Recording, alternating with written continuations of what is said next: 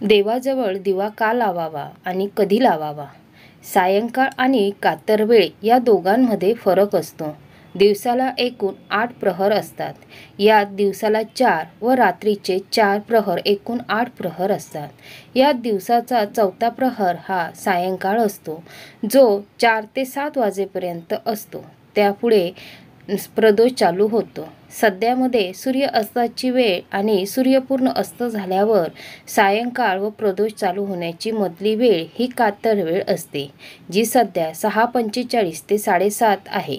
दिनमानानुसार ते बदलत जाते. जसे की उत्तरायणात सूर्यास्त उशिरा होतो तर दक्षिणायनात सूर्यास्त लवकर होतो. यामुळे संध्या समय वर खाली होतो. त्यामुळे दिनमानानुसार कातर वेळ बदलत असते. काही लोक समजतात 7:37 दिवा लावला कारण कामाख्या देवीचा दिवा हा 7:37 लावतात, परंतु पूर्वी तसे नव्हते. पूर्वी गावाची देवता ही गावची मुख्य अधिपती होती. गावात वरसकी पद्धती असायची. यात गावातील प्रत्येक घरात दिवस मोजून दिले जायचे. ज्याची वरसकी असेल तो सूर्य अस्त झाल्यावर ग्रामदेवतेच्या मंदिरात जाऊन दिवा लावत असे. दिवा लावल्यानंतर घंटानाद होत असे. घंटानाद ऐकताच सर्वजण आपापल्या घरात देवाला व तुळशीला दिवाबत्ती लावत. त्यावेळी ग्रामदेवतेला मोठा मानपान होता. ग्रामदेवतेची दिवाबत्ती लावल्यानंतरच गावात प्रत्येक घराची दिवाबत्ती लागत असे. यामागचे कारण असे की ग्रामदेवता दिवाबत्ती लागल्यावर राखणदार सोबत फेरफटका मारते व ज्या घरात दिवाबत्ती लावली जाते तेथे वास करते. कातर वेळ होताच ईशान्य दिशेकडून लक्ष्मी घुबडावर बसून येते व अनेक रूप धारण करून जिथे दिवा लावली होते त्या घरात प्रवेश करते. म्हणून तर घुबड पक्षी हा सुद्धा कातरवेळीच बाहेर पडतो. कातरवेळी घुबड पक्षी दिसला की समजून जायचं लक्ष्मी आजूबाजूला अदृश्य रूपाने वावरत आहे. तुळस आणि लक्ष्मी दोघी एकमेकींच्या सखी आहेत. त्या कातरवेळी एकामेकाशी गप्पा मारतात. म्हणून कातरवेळी तुळशीजवळ दिवा लावला जातो. संध्याकाळी 6:30 नंतर केव्हाही दिवा लावावा. दिवा लावल्यावर घरातील सुवासिनीने दिवा लावला की घराचे मुख्य दार उघडून हातात हळद कुंकू घेऊन थांबावे, कारण लक्ष्मीला घरात येण्यासाठी आमंत्रण द्यावे आणि उंबरट्यावर हळद कुंकू वाहावे. देवाजवळ आणि तुळशीजवळ दिवा लावून देव आणि दिवा यांना नमस्कार करावा. सकाळी सूर्योदयापूर्वी आणि संध्याकाळी सूर्यास्तानंतर 48 मिनिटांच्या 2 घटका काळाला संधिकाल असे म्हणतात. संधिकाळ हा वाईट शक्तींचा आगमनाचा काळ असल्याने त्यांच्यापासून रक्षण होण्यासाठी या काळात देवाजवळ तसेच अंगणातील तुळशी वृंदावनातील किंवा घरात कुंडी लावलेल्या तुळशीजवळ तिळाच्या तेलाचा दिवा लावावा. स्नान करून सूर्योदयापूर्वी संधिकालात दिवा लावणे शक्य न झाल्यास स्नान न करता लावला तरी चालेल. तरीही शक्य न झाल्यास सूर्योदयानंतर लावावा. सूर्यास्तानंतरच्या संधिकालातही दिवा लावावा. खरे तर देवाजवळ दिवा 24 घंटे तेवत असायलाच हवा. यज्ञामध्ये हवनासाठी तूप न मिळाल्यास वेळप्रसंगी तिळाचे तेल वापरू शकतो असे गुरुचरित्रात सांगितले आहे. दिव्यासाठी तूप किंवा तिळाचे तेल नसल्यास गोडा तेलाचा दिवा लावावा. देवाजवळ आणि तुळशीजवळ दिवा लावून देव आणि दिवा यांना नमस्कार केल्याने घराभोवती देवतांचा सात्विक लहरींचे संरक्षण कवच निर्माण होते. त्यामुळे घरातील वाईट शक्तींपासून रक्षण होते. देवतेंच्या कृपा कवचामुळे घराचे अनेक संकटापासूनही रक्षण होण्यास सहाय्य होते. दिवे का लावावेत हे प्रथम लक्षात घ्यावे. हे लक्षात आले की मग आपोआपच दिवे कधी लावावे हे लक्षात येईल. दिवा लावणे म्हणजे अग्नीस आवाहन करणे. सूर्य मावळल्यानंतर वातावरणातील प्रकाश व ऊर्जा दोन्ही कमी होते. यामुळे जे जीवजंतू सूर्यप्रकाशात टिकू शकत नाही असे जीव वातावरणात लगेच पसरतात आणि असे जीव हे अतिसूक्ष्म असल्याने शरीरात वरील जी रंध्रे असतात त्याद्वारे मोठ्या प्रमाणात शरीरात प्रवेश करू शकतात व स्वास्थ्य बिघडवू शकतात.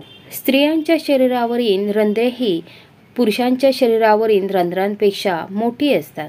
त्यामुळे स्त्रियांच्या शरीरामध्ये जास्त प्रमाणात हे जीव प्रवेश करू शकतात व पुरुषांच्या तुलनेत स्त्रियांच्या जटिल शरीर रचनेनुसार स्त्रियांना जास्त धोका असतो। त्यामुळे 7च्या आत घरी असावे असे सांगण्यात आले आहे। वातावरणात सूक्ष्मजीव असतात, त्यांना आळा घालण्यासाठी ऊर्जेची आवश्यकता असते। सूर्य मावळल्यानंतर ती ऊर्जा सर्वत्र दिवे लावून मावळता येते, म्हणून दिवे लावावेत। तसेच प्रकाशाचीही कमतरता भरून निघते। सूर्योदय व सूर्यास्त या वेळेत वातावरण अनेक बदल घडत असतात।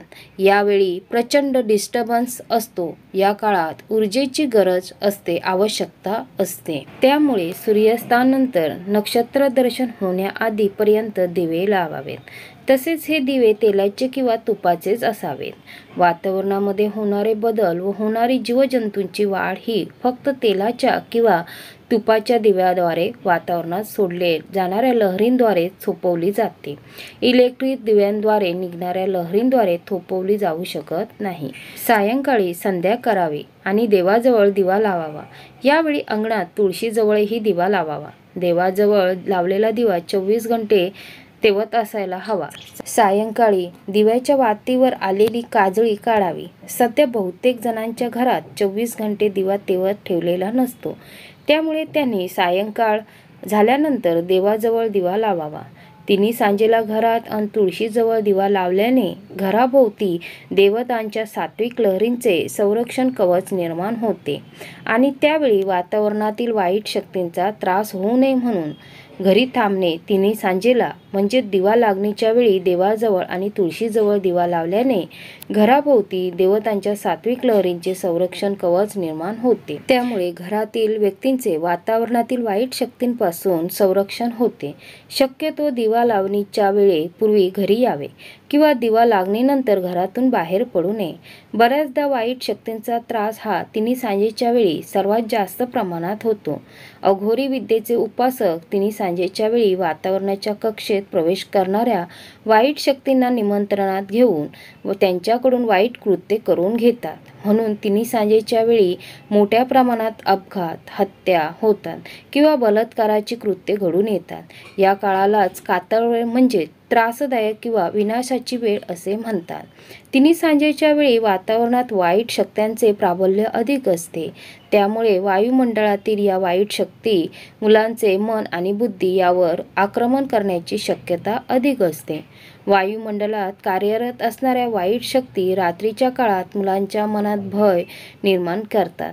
तिन्ही सांजेच्या वेळी शुभंकरोती म्हटल्यामुळे देहाभोवती संरक्षण कवच निर्माण होऊन वाईट शक्तींपासून रक्षण होते।